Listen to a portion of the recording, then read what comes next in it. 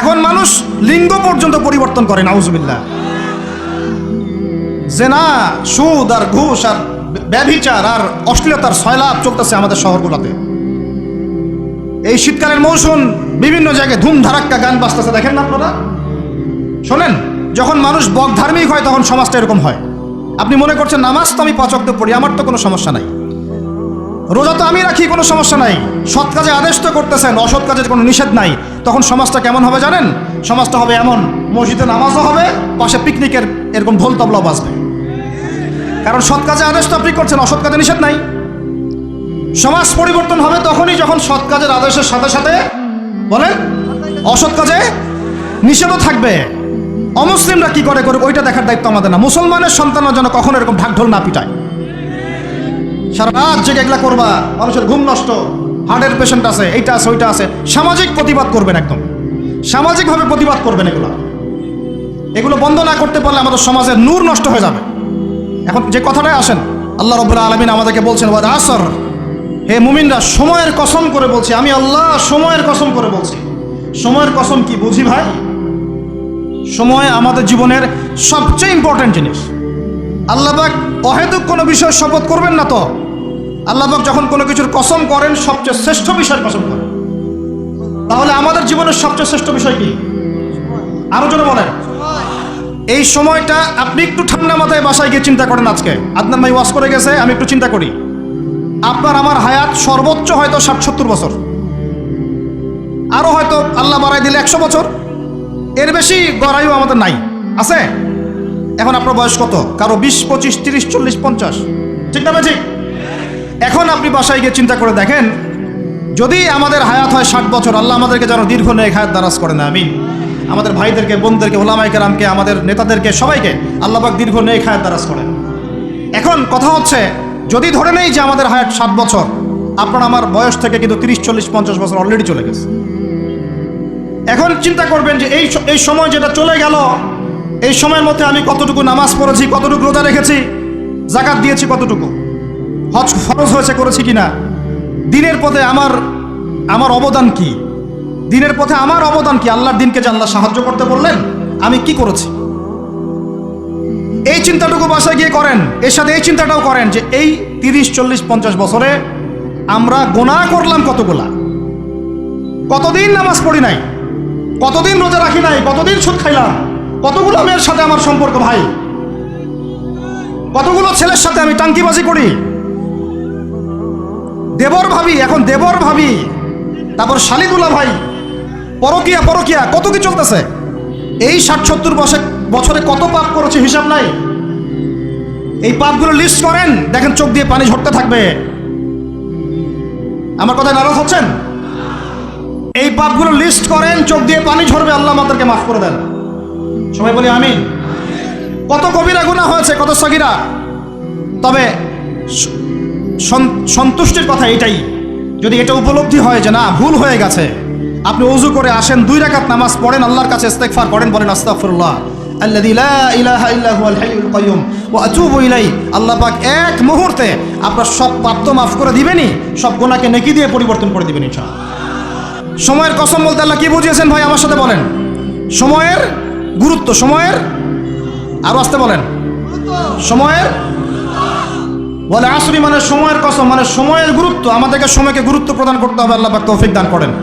আজকে বাসায় গিয়ে কি করবো? হায়াতের হিসাব নিব, কি করেছি এত বছরে, আর কি পাপ করেছি। পাপগুলোর কথা মনে পড়লে তওবা করে ফিরে আসবো ইনশাআল্লাহ। আল্লাহ পাক তৌফিক দান করেন। আর এখন বাকি সময়ে যতটুকু হায়াত আমাদের বাকি আছে, আমাদের কি কর্তব্য বলেন ভাই? আমাদের কর্তব্য কি এতটুকুই, যেভাবে জীবনযাপন করছি এইটুকুই করবো, না আমাদের আরো কোনো কর্তব্য আছে? কথা কি বোঝা যায় না? যায় না। আমাদের কর্তব্য কি বলেন? 1 নাম্বার, আমরা নিজেরা আগে আল্লাহ পাকের কোরআন এবং নবীর সুন্নতের উপর আমল করবো ইনশাআল্লাহ। রাজি আছি? 2, আমাদের পরিবারকে এর উপরে প্রতিষ্ঠা করবো ইনশাআল্লাহ। রাজি আছি? 3, আমাদের সন্তানদেরকে কোরআন সুন্নাহ অনুযায়ী বড় করবো ইনশাআল্লাহ। রাজি আছি? 4, আমাদের অর্থনীতি হবে হালাল কোরআন সুন্নাহ ভিত্তিক। রাজি আছি? 5, আমাদের শিক্ষা হবে কোরআন সুন্নাহ ভিত্তিক। রাজি আছেন? আমাদের সামাজিক যে সিস্টেম এটা হবে কোরআন সুন্নাহ ভিত্তিক। রাজি আছেন? এর উপরে আমি গেলাম না। সমাজ পরিবর্তন হলে উপরটা এমনি পরিবর্তন হয়ে যাবে ইনশাআল্লাহ, অটোমেটিক্যালি। ওয়াল আসরি, সময়ের কসম, আরেকটা বিষয়, সময়ের কসম বলতে আল্লাহ পাক এটাও বুঝিয়েছেন, একটু অতীতের দিকে তাকায় দেখেন। কোন দিকে? অতীতের দিকে, পাস্টের দিকে তাকান, অতীতের দিকে তাকান। যুগ যুগ ধরে একটা সুন্নতের দিকে আপনি তাকান, যে পৃথিবীর শুরু থেকে কিয়ামত পর্যন্ত আল্লাহ পাকের একটা সুন্নত আছে। আল্লাহর সুন্নত কি? আল্লাহর সুন্নত এটা, প্রত্যেক যুগে যুগে যে বা যারাই আল্লাহর বিধান মেনে চলেছে, আল্লাহ পাক তাদেরকে দুনিয়াতেও সমৃদ্ধি দিয়েছেন, পরকালেও জান্নাত দিয়েছেন। সুবহানাল্লাহ। আর দুনিয়াতে প্রত্যেক যুগে যুগে যে বা যারাই আল্লাহর বিধান মানে নাই, রাসূলের বিধান মানে নাই, আল্লাহ দুনিয়াতে লাঞ্ছিত করেছেন, পরকালে জাহান্নাম দিয়েছেন। বলেন নাউজুবিল্লাহ। আমার কথা বুঝতে পারলেন ভাই? আরো একবার রিপিট করছি, আল্লাহর সুন্নত কি? আল্লাহর সুন্নত হচ্ছে প্রত্যেক যুগে যুগে যে বা যারাই আল্লাহ এবং তার রাসূলের বিধান মেনে চলেছে, আল্লাহ দুনিয়াতেও সুখী করেছেন, পরকালেও জান্নাত দিয়েছেন। প্রত্যেক যুগে যুগে যে বা যারাই দুনিয়াতে আল্লাহ এবং তার রাসূলের বিধান মেনে চলে নাই, দুনিয়াতেও লাঞ্ছনা, পরকালেও বলেন লাঞ্ছনা। এখন একটা এক্সাম্পল দেই, নূহ আলাইহিস সালামের যুগ দেখেন, যারা আল্লাহর বিধান মেনেছে আল্লাহ নাজাত দিয়েছেন, মানে নাই ডুবিয়ে মেরেছেন। ঠিক আছে কথা? মূসার যুগ দেখেন আলাইহিস সালাম, আল্লাহর বিধান মেনেছে, বনু ইসরাইলকে নাজাত দিয়েছেন, মানে নাই ফেরাউনকে ডুবায় মেরেছেন। দেখেন আপনি শুআয়বের কওমকে দেখেন, শুআয়ব আলাইহিস সালামের কওম, কওমে মাদিয়ান, আল্লাহর বিধান মেনেছে, যারা আল্লাহ পাক নাজাত দিয়েছেন, মানে নাই ভূমিকম্প দিয়ে ধ্বংস করেছে। কওমে লূত, কিছু মানুষ বিধান মেনেছে, আল্লাহ নাজাত দিয়েছেন, মানে নাই আল্লাহ রব্বুল আলামিন লূত আলাইহিস সালামের কওমকে একদম আসমানে উঠিয়ে পাথর নিক্ষেপ করে থেতলা করে আবার উল্টা দিকে দাফন করে দিয়েছেন। এদের পাপ ছিল, এটা সমকামী ছিল, সমকামী, যে সমকামিতা এখন ছড়িয়ে পড়ছে আপনাদের মধ্যে। নাউজুবিল্লাহ। আল্লাহ পাক আমাদেরকে হেফাজত করে। একইভাবে নবী সাল্লাল্লাহু আলাইহি ওয়াসাল্লামের যুগ তাকান, এই যে আবু জাহেল, আবু লাহাব, উতবা, শাইবা, রাবিআ, এরা আল্লাহর বিধান মানে নাই, আল্লাহ ধ্বংস করেছেন। আবু বকর, ওমর, ওসমান, আলী রাদিয়াল্লাহু আনহু আজমাইন, তারা মেনেছেন, আল্লাহ দুনিয়াতে সমৃদ্ধি দিয়েছেন, পরকালে জান্নাত। বুঝাতে পারলাম কি ভাই? ওটা আসরি মানে কি বুঝাতে পারলাম? আল্লাহ পাক এই সময়ের কসম করে বলছেন, হে মানুষ শুনো, ইন্নাল ইনসানা লাফি খুসর, সমস্ত মানুষই ক্ষতির মধ্যে আছে। বলেন নাউজুবিল্লাহ। এখানে আল্লাহ পাক একদম আমভাবে সবাইকে বলছেন, সবাই ক্ষতির মধ্যে আছে। মানুষের ক্ষতি কয় প্রকার? আমার সাথে বলেন, মানুষের ক্ষতি দুই প্রকার। কয় প্রকার? মানুষের ক্ষতি কয় প্রকার? এক, ইহকালীন ক্ষতি, দুই, পরকালীন ক্ষতি। এক, ইহকালীন ক্ষতি, দুই, পরকালীন ক্ষতি। ইহকালীন ক্ষতি কি? ইহকালীন ক্ষতি হচ্ছে সূরাতুল রুমের এই আয়াতটা।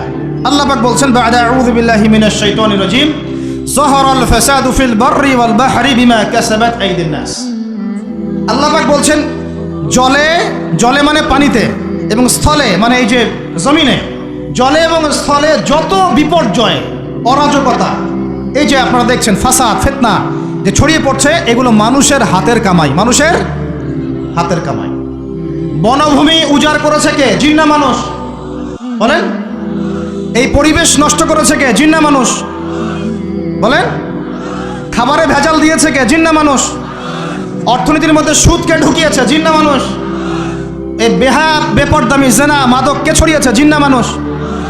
নামাজ কালাম ছেড়ে দিয়ে পাবজি, ফ্রি ফায়ার নিয়ে কে পড়ে আছে? জিন না মানুষ? বলেন, জিন না মানুষ? আল্লাহর বিধান বাদ দিয়ে শয়তানের বিধান চালু করেছে কে? জিন না মানুষ? যাহারাল ফাসাদু ফিল বাররি ওয়াল বাহরি বিমা কাসাবাত আইদিন নাস, জলে স্থলে যত বিপর্যয়, অরাজকতা, সমস্যা, এগুলো মানুষের হাতের কামাই। বলি নাউজুবিল্লাহ। আমরা যা করব তাই পাবো, আমরা যা করব তাই। মাদক খাচ্ছেন আপনি, আপনাকে ফল ভোগ করতে হবে। সুদ খাচ্ছেন আপনি, আপনাকেই ফল ভোগ করতে হবে। এই বেহায়ের মতো মেয়েরা চলছে, ওকেই দেখবেন ফল ভোগ করতে হবে। মেয়ের সাথে হারাম সম্পর্ক করছেন, আপনাকে ফল ভোগ করতে হবে। যে যে পাপ করবে তাকে তার ফল ভোগ করতেই হবে। আল্লাহ পাক আমাদেরকে হেফাজত করেন, মাফ করেন। আমি তাহলে মানুষের একটা ক্ষতি পেলাম, ইহকালীন ক্ষতি। কি ক্ষতি ভাই? আর দুই নাম্বার হচ্ছে পরকালীন ক্ষতি। পরকালীন ক্ষতি কেমন? এবার বোঝেন। এই যে আমরা নিশ্চিন্তে ঘুমাই, সারা জীবন 30, 40, 50 বছর নিশ্চিন্তে কাটাচ্ছি, কোনো ফিকির নাই, নিজের পরিবারের, সমাজের, রাষ্ট্রের, উম্মার কোনো ফিকির নাই, অথচ এই মানুষের সামনে অপেক্ষা করছে মৃত্যু। জি, আজকে থেকে 100 বছর পরে আমাদের মধ্যে কেউ থাকবে না পৃথিবীতে, এটাই সত্য। তারপরে আছে কবরের সওয়াল জবাব, তারপরে মিজান, এই ফুলসিরাত, পুনরুত্থান, জান্নাত, জাহান্নাম, এগুলো আমাদের সামনে অপেক্ষা করছে। আর সেই মানুষ নিশ্চিন্তে বসে বসে মেয়ের সাথে টাঙ্কি মারে। সেই মানুষ বাইক নিয়ে একটা মেয়েকে নিয়ে ঘুরছে, সেই মেয়ে একটা ছেলের সাথে চটপটি ফুচকা খায়। সেই লোক আল্লাহর বিধানকে সরাই দিয়ে শয়তানের বিধান চালু করা শুরু করবে। সেই ব্যক্তি সুদ খাচ্ছে, সেই ব্যক্তি ট্রান্সজেন্ডার এই মতবাদ প্রমোট করতেছে, হ্যাঁ, সেই ব্যক্তি শিক্ষার মধ্যে ইসলাম বিদ্বেষী বিষয় ঢুকাই দিল, অথচ এই মানুষের সামনে পরকাল অপেক্ষা করছে। একদম টেনে হিসড়ে আল্লাহ পাক সামনে নিয়ে দাঁড় করাবেন, দাঁড় করা জিজ্ঞাসা করবেন। তাহলে আমরা কত অপদার্থ, কত বোকা, আমরা কি বুঝতে পারছি ভাই? একটু বুঝতে পারছেন কি? আল্লাহ পাক সূরা আহজাবে এটাও কিন্তু বলেছেন যে ইন্নাল ইনসানা যালুমান জাহুলা ওয়া লাকাদ আরাদনাল আমানাতা আলাস সামাওয়াতি ওয়াল আরদি ওয়াল জিবালা ফাআবাইনা আন ইয়াহমিলনাহা ওয়া আশফাকনা মিনহা ফাহামালাহা আল ইনসান। সুবহানাল্লাহ, শুকরিয়া, আল্লাহ পাক মনে করাই দিয়েছেন। আর একটা যদি না বলতে পারতাম মনের মধ্যে একটা অতৃপ্তি থেকে যাইতো। আল্লাহুম্মা লা ইলমা লানা ইল্লা মা আল্লামতানা ইন্নাকা আনতাল আলিমুল হাকিম। আলহামদুলিল্লাহ। আরেকটার অর্থ শুনেন, মানুষ যে জালেম জাহেল, আমরা যে অপদার্থ, আল্লাহ পাক কি বলছেন শুনুন। আল্লাহ বলছেন ওয়ালাকাদ আরাদনাল আমানাতা আলাস সামাওয়াতি ওয়াল আরদি ওয়াল জিবাল, আমি ইসলামের এই আমানত, শরিয়াত, কোরআন হাদিসের এই যে আমানতটা, এটা আসমান সমূহকে দিতে চেয়েছিলাম, তোমরা কি নিবা? আমি জমিনকে দিতে চেয়েছিলাম, তোমরা নিবা? আমি পাহাড়কে দিতে চেয়েছিলাম, আমানত কি নিবা? ফাআবাইনা, তারা বলেছে না, নিতে পারবো। ওয়া আশফাকনা মিনহা, তারা অক্ষমতা প্রদর্শন করেছে। ফাহামালাহা আল ইনসান, মানুষ সেই আমানতটা কাঁধের মধ্যে বহন করেছে। আমরা সেই আমানত কি করেছি ভাই? কাঁধে বহন করেছি। আল্লাহ পাক বলছেন ইন্নাল ইনসানা যালুমান জাহুলা, মানুষ কত জালেম, মানুষ কত জাহেল। আমাদের সামনে পরকালীন এই কঠিন জবাবদিহিতা অপেক্ষা করছে। এরপরে আমাদের জীবন যেমন পদ্ধতি দেখলে মনে হয় যে আমাদের মধ্যে আর গরু ছাগলের মতো কোনো পার্থক্য নেই। কেন? গরু ছাগলের কাজ কি? খাবে, ইস্তেঞ্জা করবে আর সহবাস করবে, বাস। আমাদের এখন এই তিনটা কাজ, কি খাবো আর কোন টাইলস ফিটিং বাসায় পায়খানা করব আর কতগুলো বাচ্চা পয়দা করতে হবে, বাস, দ্যাটস অল। এর বাইরে আমাদের চিন্তা কোথায়? আচ্ছা, এবার আসেন, সময়ের কসম বুঝতে পারলেন? ইন্নাল ইনসানা লাফি খুসর বুঝতে পারলেন? আচ্ছা, আল্লাহ পাক এবার আমাদেরকে বলছেন, আচ্ছা ঠিক আছে, 4টা গুণ অর্জন করো। কয়টা ভাই? একটু বসেন, সবর করেন, আমরা অনেক লম্বা আলোচনা করব না, আমরা বুঝতে পারছি রাত অনেক গভীর হচ্ছে, আমরা সংক্ষিপ্ত করবো ইনশাল্লাহ। আমার সাথে বলেন, কয়টা গুণ অর্জন করব? আল্লাহ পাক বলছেন এই 4টা গুণ যারা অর্জন করবে তারা ওই ক্ষতি থেকে বেঁচে থাকবে ইনশাআল্লাহ। সুবহানাল্লাহ। দুনিয়াতেও তারা সফল হবে, পরকালেও সফল হবে ইনশাআল্লাহ।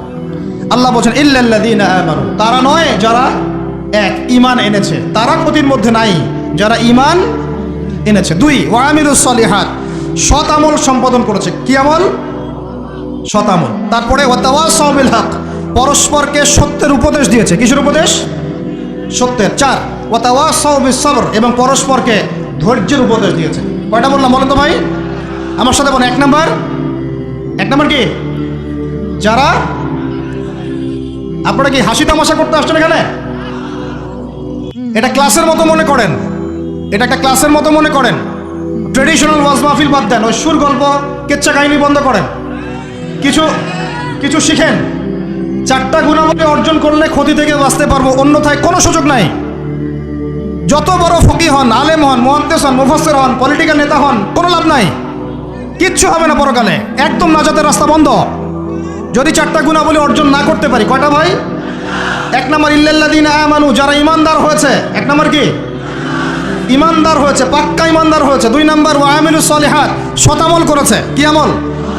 ওয়া তাওয়াসাউ বিল হক, হকের দাওয়াত দিয়েছে। কিসের দাওয়াত? 4 নাম্বার ওয়া তাওয়াসাউ বিস সবর, ধৈর্যের দাওয়াত দিয়েছে, ধৈর্যের উপদেশ। কিসের উপদেশ? এটা কি শুধু একজন ব্যক্তির উপরে বর্তাবে না সবার উপর দায়িত্ব? এই সূরায় কি শুধু আলেমদেরকে উদ্দেশ্য করা হচ্ছে? শুধু মুফাসসিরদেরকে? শুধু মুহাদ্দিসদেরকে?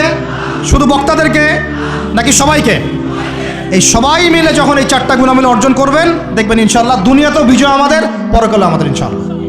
এবার একটু ব্যাখ্যা করে, সংক্ষিপ্ত করে। ঈমান মানে কি? ঈমান অর্থ কি? বিশ্বাস। ঈমানের পিলার কয়টা? ঈমানের স্তম্ভ পিলার কয়টা? বলেন 6টা। কয়টা? আমার সাথে বলেন কয়টা? 1 নাম্বার আল্লাহ বিশ্বাস।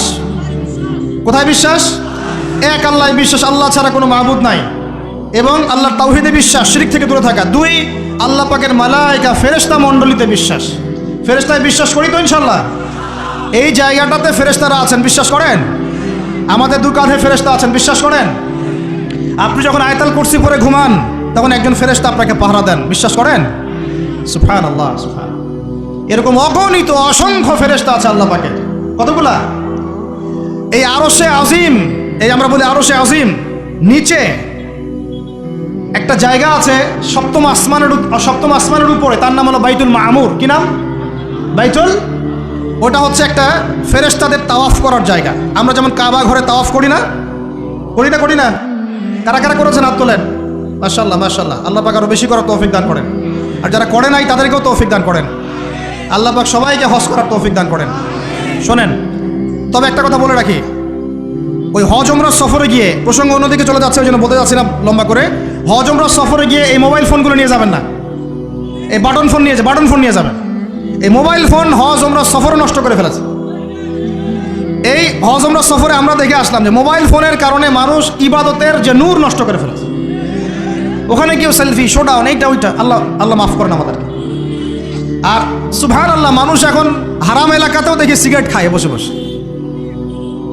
হ্যাঁ, হারামের বাইরে, মসজিদ নববীর বাইরে আমি তো দেখেছি এক মহিলাকেও সিগারেট খাইতে।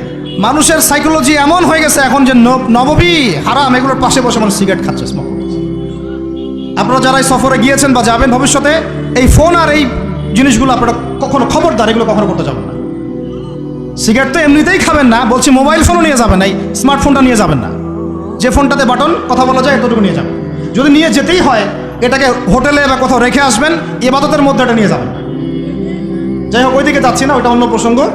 যেটা বলতে চাচ্ছিলাম যে আল্লাহ পাকের অগণিত ফেরেশতা আছেন। এই ফেরেশতাদের তাওয়াফের জন্যে আল্লাহ পাক একটা ঘর বানিয়েছেন, তার নাম বাইতুল মামুর। কি নাম? এই বাইতুল মামুরে যে ফেরেশতা একবার তাওয়াফ করে, কয়বার ভাই? সে আর কিয়ামত পর্যন্ত তাওয়াফের সুযোগ পাবে না। বলেন সুবহানাল্লাহি ওয়া বিহামদিহি সুবহানাল্লাহিল আযীম। তাহলে আপনি কি বুঝতে পারলেন আল্লাহর ফেরেশতার সংখ্যা কত? যে একবার তাওয়াফ করেছে সে কিয়ামত পর্যন্ত আর সুযোগ পাবে না। চিন্তা করা যায়। এখন ইমানের পিলার কয়টা বললাম ভাই? 1 নাম্বার কিসে বিশ্বাস? আল্লাহ বিশ্বাস করি তো নাকি? তা আল্লাহ বিশ্বাস করলে যুবকরা এখন আত্মহত্যা করে কেন? বলেন, আল্লাহ বিশ্বাস যদি করেন তাহলে রেজাল্ট খারাপ হলে আত্মহত্যা করেন কেন? আল্লাহ আপনার তাকদির লিখেন নাই? আল্লাহ বিশ্বাস করলে আপনি চাকরি পাচ্ছেন না, হতাশ কেন? আল্লাহ যদি বিশ্বাস করবেনই তাহলে আপনি মেয়ের পিছনে জীবন নষ্ট করছেন কেন? আল্লাহতে যদি বিশ্বাস থাকেই তাহলে নামাজ নাই কেন?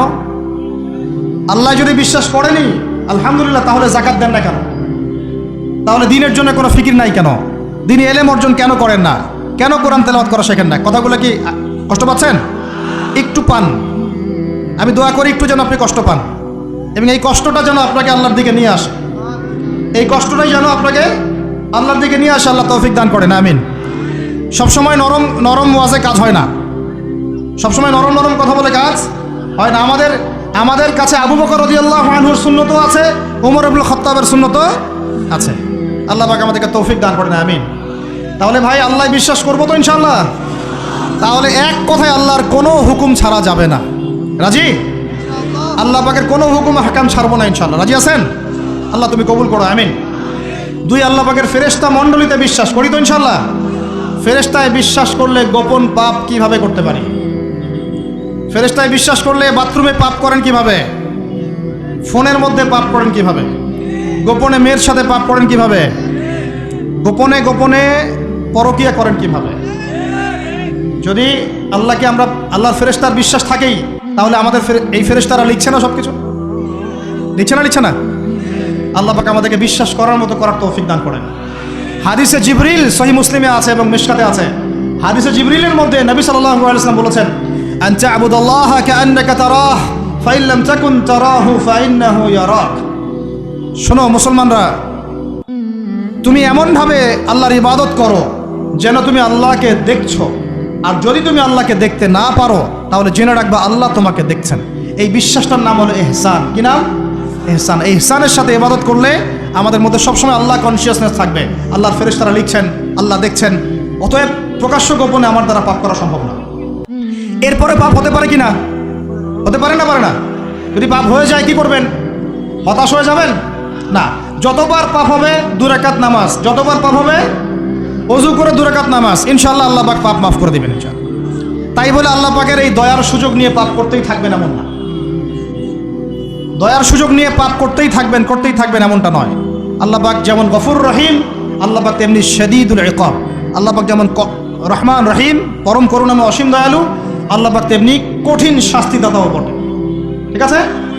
2 নম্বর পিলার মালাইকায় বিশ্বাস। 3 নম্বর ওয়া কুতুবিহি, আল্লাহ পাকের সমস্ত আসমানি কিতাবে বিশ্বাস করবো। রাজি আছি তো ইনশাআল্লাহ? তাহলে কোরআন পড়া শিখবো তো ইনশাআল্লাহ? তেলাওয়াত, আরবি ভাষা, আরবি ব্যাকরণ, তাফসীর এতটুকু শিখতে হবে। আল্লাহ পাক তৌফিক দান করেন। ওয়া রুসুলিহি, আল্লাহ পাকের সমস্ত রাসূলে বিশ্বাস করবো তো ইনশাআল্লাহ? আমরা কি শুধু নবী মুহাম্মদকে বিশ্বাস করি সাল্লাল্লাহু আলাইহি ওয়াসাল্লাম, না সমস্ত রাসূলকে বিশ্বাস করি? বলেন, কনসেপ্ট ক্লিয়ার করেন। আচ্ছা, আরেকটা কথা, আমাদের নবীজির পরে কি আরো নবী আসতে পারে? তো অনেক মানুষ যে বলছে যে গোলাম আহমেদ কাদিয়ানীয় নবী, বাংলাদেশে যে এগুলোর সংখ্যা দিন দিন বাড়ছে, তা আমাদের কোনো ভূমিকা নাই কেন? আমাদের কি মনে হয় যে আল্লাহ পাক আমাদেরকে ধরবে না? শোনেন, যাদের প্রত্যক্ষ মদতে আর পৃষ্ঠপোষকতায় বাংলার মাটিতে এগুলো ছড়াচ্ছে, আল্লাহ পাকে এক একজন জালেমের কঠিন হিসাব দেবেন। আর আমরা তো অজ্ঞ হলাম কিভাবে? ঈসাই মুসলিম আবার কি? মুসলমানদের মধ্যে কোনো ঈসাই মুসলিম বলে কোনো শব্দ নাই। আমাদের কালিমা স্পষ্ট, লা ইলাহা ইল্লাল্লাহ, আল্লাহ ছাড়া কোনো মাবুদ নাই, মুহাম্মদুর রাসূলুল্লাহ, মুহাম্মদ সাল্লাল্লাহু আলাইহি ওয়াসাল্লাম আল্লাহ পাকের সর্বশেষ নবী। তারপর লা নবিয়্যা বা'দা, তারপরে কোনো নবী আসবে না। হ্যাঁ, ঈসা ইবনে মারইয়াম আসবেন। তিনি আসবেন কখন? দাজ্জালকে হত্যা করার জন্য। নবী হিসেবে নন, তিনি আসবেন কি হিসেবে? উম্মাহ হিসেবে। আল্লাহ রাব্বুল আলামিন আমাদের একদম আকীদা পরিষ্কার করে রাখেন ইনশাআল্লাহ। আর এই ধরনের দাওয়াত যদি দিতে কেউ আসে, একটা চল লাগাই দিবেন ধরে। তারপর কি হবে দেখা যাবে। একদম কষে থাপ্পড় লাগাই দিবেন একটা। মুহাম্মদ সাল্লাল্লাহু আলাইহি ওয়াসাল্লামের উম্মত হয়ে থাকলে এদেরকে একদম সুযোগ দিবেন না আপনি। আমার নবীর পরেও নবী আসবে এমন মতবাদ প্রচার করতেছেন, নাউযুবিল্লাহ। ওলামায়ে কেরাম বাংলার জমিনে থাকতে এটা কখনো সম্ভব হবে না ইনশাআল্লাহ। এদের যত পণ্য আছে, এগুলো একটা পণ্য ব্যবহার করবেন না কখনো। লিস্ট করে দেখবেন কোন কোন পণ্য এদের। আমি এগুলো বলতে চাচ্ছি না পাবলিকলি। সচেতন হন, ইমান কোন দিক দিয়ে বের হয়ে চলে গেল, আল্লাহ পাক আমাদেরকে মাফ করেন। নবীজি এই যুগের কথাই বলছিলেন সম্ভবত, যে ইউসবিহুর রাজুলু মুমিনান ওয়া ইউমসি কাফিরান, একজন ব্যক্তি সকাল করবে মুমিন অবস্থায়, সন্ধ্যা হবে কাফের অবস্থায়। আস্তাগফিরুল্লাহ। ওয়া ইউমসি মুমিনান ওয়া ইউসবিহু কাফিরান, সন্ধ্যা করবে মুমিন অবস্থায়, সকাল হতে হতে কাফের হয়ে যাবে। ইয়াবিউর রাজুলু দীনাহু লিআরদি দুনিয়া, দুনিয়ার সামান্য স্বার্থে মানুষ তার দিনকে বিক্রি করে দিবে। বাংলার গ্রামে গ্রামে এখন এই যে খ্রিস্টান মিশনারিদের তৎপরতা দেখা যাচ্ছে। মানুষকে, মুসলমানদেরকে খ্রিস্টান বানানো হচ্ছে টাকার প্রলোভন দিয়ে, চিকিৎসা সেবার প্রলোভন দিয়ে। আপনারা কি দেখেও না দেখার ভান করছেন? শুনেও না শোনার ভান করছেন? যাদের প্রত্যক্ষ মদত এগুলো হচ্ছে, আল্লাহ পাকের কাছে জবাব দেওয়ার জন্য প্রস্তুত হয়ে যান আপনারা। দুনিয়াতে হয়তো কিছু হবে না, কেউ কিছু করতে পারবে না, কিন্তু কাল কিয়ামতে কে ছাড়ে আপনাকে তাই দেখে নেব আমরা। বিশ্বাস করেন, ওমর রাদিয়াল্লাহু আনহু বলছেন, এই যে কোরআন হাতে নিয়ে বলছি আমি, ওমর ইবনে খাত্তাব রাদিয়াল্লাহু আনহু একদিন তার উটের ময়লা পরিষ্কার করছেন। যখন তিনি অর্ধেক বিশ্বের খলিফা উটের ময়লা পরিষ্কার করছেন, আলী ইবনে আবি তালেব এসে বলছেন, ইয়া আমিরুল মুমিনিন, আপনি আপনার পরবর্তী খলিফাদের উপরে কত কঠিন বোঝা চাপাই দিচ্ছেন। এত কিছু করার পরে নিজে উটের বোঝাও, উটের ময়লা পরিষ্কার করছেন, আমাদের জন্য এত কঠিন করে দিলেন খেলাফতের দায়িত্ব। তখন ওমর ইবনে খাত্তাব বলছেন, এই কথাটা শোনেন, তিনি বলছেন যে আমাকে উচ্চ প্রশংসায় ভাসিও না, ইয়া আবুল হাসান। আবুল হাসান হচ্ছে আলী রাদিয়াল্লাহু আনহুর নাম।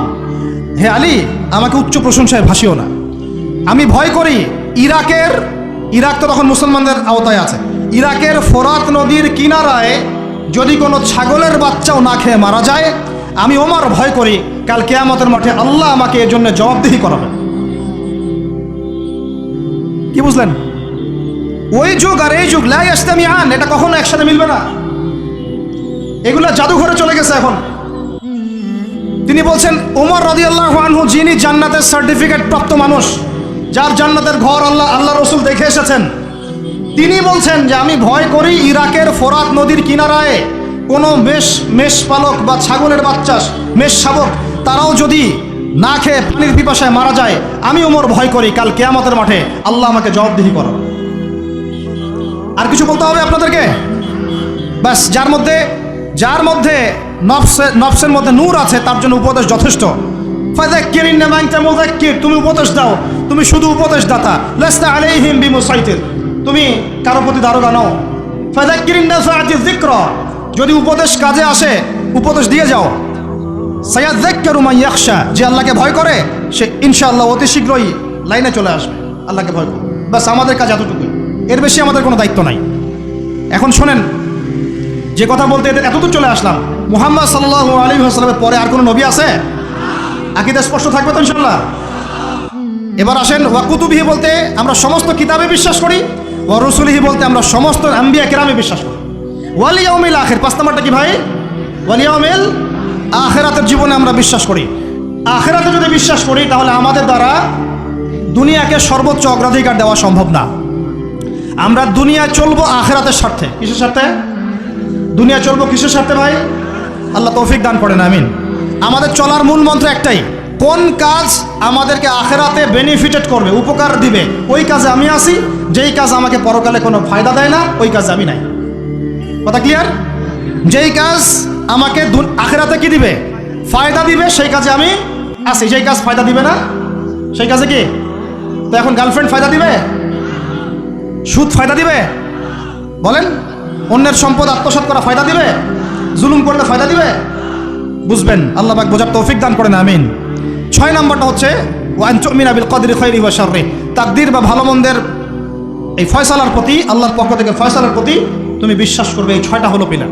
6 নম্বর পিলারটা কি ভাই? তাকদীর বা ভাগ্যে বিশ্বাস করা, করি কিনা? এইখানে আপনাদের সাথে আমার কথা। তাকদীর বা ভাগ্যে বিশ্বাস করলে রিজিক নিয়ে এত পেরেশান হওয়ার কিছু নাই। তাকদীর ভাগ্যে বিশ্বাস করলে এই যে ছোটখাটো বিপদ আপদ বালা মুসিবত আসতেছে আমাদের জীবনে, আসতে আসে না, এগুলোতে বিচলিত হওয়ার কিছু নাই, কিচ্ছু নাই। আমার তাকদীরে যা লেখা হয়েছে আল্লাহ পাক ছাড়া এটা কেউ বদলাতে পারবে না। আপনার আমার তাকদীরে যদি লেখা থাকে যে আমাদের হাতে আল্লাহর জমিনে আল্লাহর কালিমার পতাকা প্রতিষ্ঠিত হবেই, কোনো শক্তি ঠেকাতে পারবে না ইনশাআল্লাহ। আর যদি না লেখা থাকে তাহলে সারা দুনিয়া মিলেও আমার কোনো উপকার করতে পারবে না। আমরা আল্লাহর প্রতি পূর্ণ তাওয়াক্কুল করি, পূর্ণ বিশ্বাস রাখি ইনশাআল্লাহ। আর এটাও বিশ্বাস করি ইনশাআল্লাহ তাআলা আল্লাহ পাক আমাদের হাতে আল্লাহর জমিনে দিন কায়েম করাবেন ইনশাআল্লাহ তাআলা। কেউ আটকাতে পারবে না ইনশাআল্লাহ তাআলা, যদি আল্লাহ পাক আমাদের সাথে থাকেন। এখন আল্লাহ কার সাথে থাকবেন? ওই যে শুরুতে বলেছি, ইন তানসুরুল্লাহ ইয়ানসুরুকুম, যে আল্লাহর দিনকে সাহায্য করে আল্লাহ তার সাথে থাকবে ইনশাআল্লাহ। কথা ঠিক আছে ভাই? আচ্ছা, আর বেশ বাড়ালাম না। এবার আসেন, 1 নম্বর বুঝলেন, ইমানদার হতে হলে এইরকম ইমানদার হতে হবে। কয় পিলার ভাই? কয় পিলার? 1 নম্বর বলেন আল্লাহ বিশ্বাস, 2 নম্বর ফেরেশতায় বিশ্বাস, 3 নম্বর হ্যাঁ আসমানি কিতাব সমূহ, 4 নম্বর নবী রাসূলগণ, 5 নম্বর পরকাল, 6 নম্বর মুখস্থ থাকবে ইনশাআল্লাহ। এই 6টা পিলারকে 3টা কাজ করবেন। কয়টা কাজ? 1, তাসদিক বিল জিনান, এই যে কলব হৃদয় আছে, হৃদয় থেকে বিশ্বাস করা। বিশ্বাস করি আমরা, হৃদয় থেকে বিশ্বাস করি তো ইনশাআল্লাহ। ওয়াল ইকরার বিল লিসান, মুখে স্বীকৃতি দিবেন। মুখে কি দিবেন? স্বীকৃতি দিচ্ছি কিনা। আর 3 নাম্বার হচ্ছে বলে আমালু বিল আরকান, কাজে প্রমাণ করা, কাজে বাস্তবায়ন। এখন যদি কেউ বলে আমি ইমানদার, নামাজ পড়ে না, কাজে বাস্তবায়ন হলো? ইমান আমার খুব পাকাপোক্ত, যাকাত দেই না, হবে? বছর বছর হজ উমরা করেন, এদিকে মানুষের সম্পদ আত্মসাৎ করতেছেন, হবে? ব্যাস, এই কথা ক্লিয়ার বোঝা যাচ্ছে কি? আল্লাহ পাক আমাদের সবাইকে তৌফিক দান করেন। এই ইমান যদি থাকে ইনশাআল্লাহ দুনিয়া সফল, পরকালে সফল। 2, ওয়া আমিলুস সলিহাত, আমলে সলেহ মানে কি? এক কথায় বোঝেন, এক কথায় বোঝেন। আমলে সলেহ মানে হচ্ছে আল্লাহ পাক কোরআনে এবং তার রাসূল হাদিসে, আমার সাথে বলেন, আল্লাহ পাক কোরআনে তার রাসূল হাদিসে যত নেক আমল করতে বলেছেন সব নেক আমল করা হলো আমলে সলেহ। ক্লিয়ার? কি বললাম বলেন তো আমার সাথে?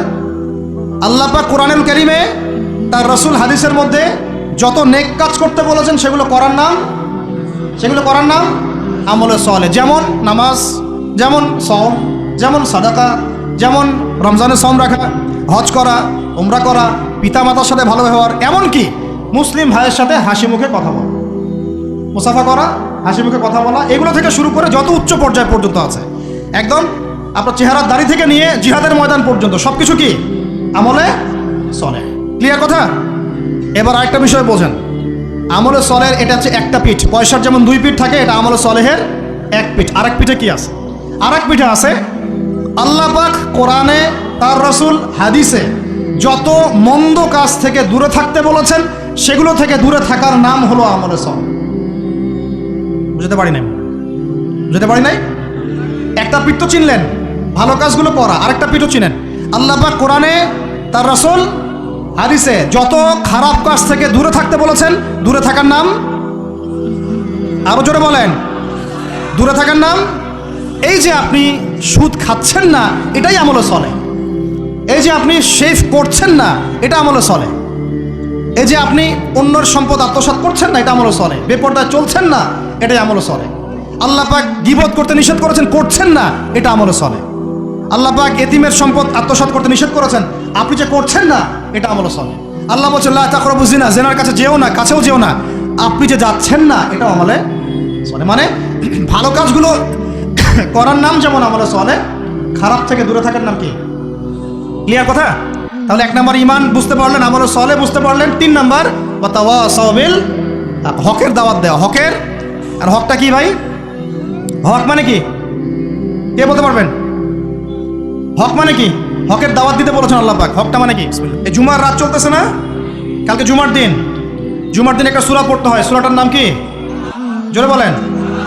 সূরা কাহাফ জুমার দিনে তেলাওয়াত করলে এক জুমা থেকে আরেক জুমা পর্যন্ত আপনার এই যে হায়াত, এটা ইমানে নূর দিয়ে আল্লাহ ভরে দিবেন ইনশাআল্লাহ। আর এই সূরা কাহাফ আপনাকে দাজ্জাল থেকে বাঁচাবে। কার থেকে বাঁচাবে? সূরা কাহাফের সাথে আল্লাহ রাসূল দাজ্জালকে সম্পৃক্ত করেছেন।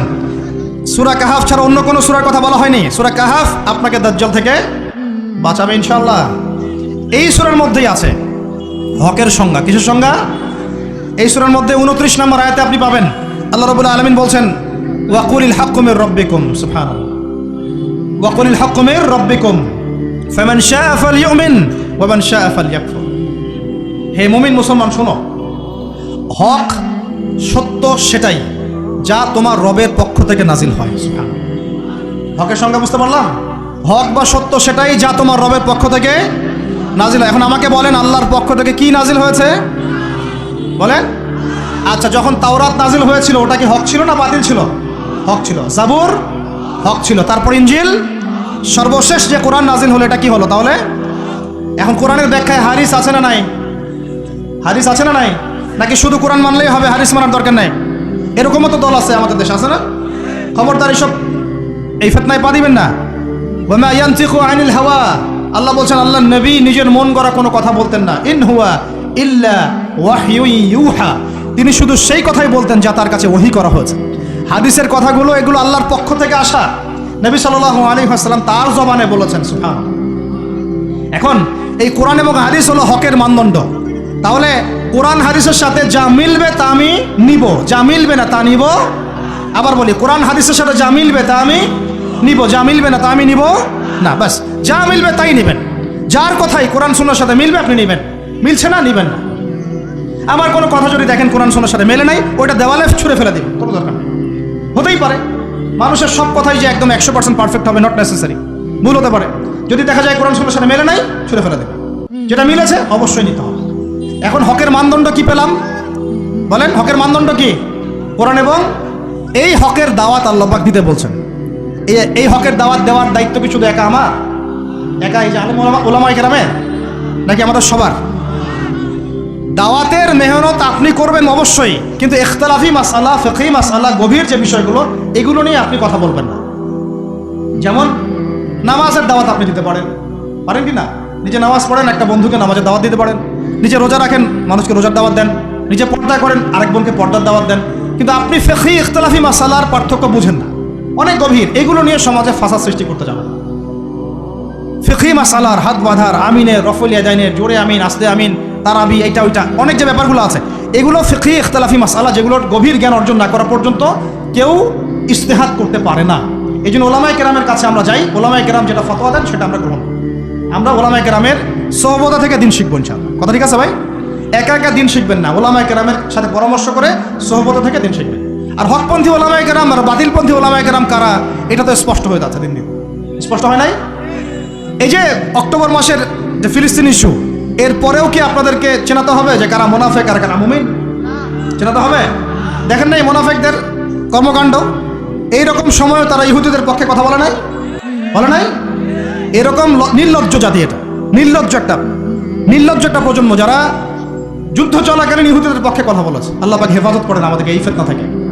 মুহাক্কিক আলেমদের সাথে পরামর্শ করে দিন পালন করবেন, আল্লাহ পাক তৌফিক দান করেন। আমি তাহলে হক বলতে বোঝাচ্ছি কোরআন এবং হাদিস। আল্লাহ পাক কোরআন হাদিসের এই হকের দাওয়াতটা সবাইকে দেওয়ার তৌফিক দান করে। দাওয়াতটাকে দিব শুধু সৎ কাজে আদেশ করব নাকি অসৎ কাজে নিষেধ করব? বলেন। আচ্ছা, এইটা মূলনীতি দাওয়াতের। শোনেন, এই কথাটা ভালো করে শোনেন। আল্লাহর নবী সাল্লাল্লাহু আলাইহি ওয়াসাল্লামের চেয়ে ভদ্র কোনো মানুষ ছিল? আসবে? আসছিল কখনো? নম্র, সভ্য, ভদ্র কোনো মানুষ পৃথিবীতে কখনো আসছে তার চাইতে? আসবে? তা এখন আমাকে বলেন তো, তাহলে তাকে মাইর খেতে হলো কেন? ভদ্র মানুষ, নম্র মানুষ, মানুষের ভালো চান, এতিমের পাশে দাঁড়ান, বিধবার পাশে দাঁড়ান, কোনোদিন কাউকে একটা গায়ে টাচ করেন নাই, কটু কথা বলেন নাই, কখনো মিথ্যা কথা বলেন নাই। আল আমিন। তো এই মানুষটাকে মানুষ 15 বার হত্যা করার চেষ্টা করেছে। কতবার? 15 বার আল্লাহ নবীকে হত্যা করার চেষ্টা করেছে। তাই তার দাঁত মানুষ মেরে ভেঙে দিয়েছে, তার পা মচকে দিয়েছে, তারপরে তার মাথার মধ্যে আঘাত করেছে, কড়া ঢুকে গেছে উহুদের যুদ্ধের দিন। পিঠের মধ্যে উটের নাড়ি ভুড়ি চাপিয়ে দিয়েছে, দড়ি দিয়ে ফাঁস দেওয়ার চেষ্টা করেছে। তো এই কাজগুলো রহমাতুল্লিল আলামিন নবী মুহাম্মদ সাল্লাল্লাহু আলাইহি ওয়াসাল্লামের ক্ষেত্রে কেন হলো? তিনি যদি সৎ কাজে আদেশ করতেন শুধু, তাহলে সমাজের মানুষ তাকে মাথায় তুলে না রাখত। যখন থেকে তিনি সৎ কাজে আদেশের সাথে অন্যায়ের নিষেধগুলো করা শুরু করেছেন, তখন থেকেই সমাজের অন্যায়কারীরা তার শত্রু হয়ে গেছে। আল্লাহ পাক আয়াত নাজিল করলেন, কুল ইয়া আইয়ুহাল কাফিরুন, বলো হে কাফের, লা আ'বুদু মা তা'বুদুন, তোমরা যার ইবাদত করো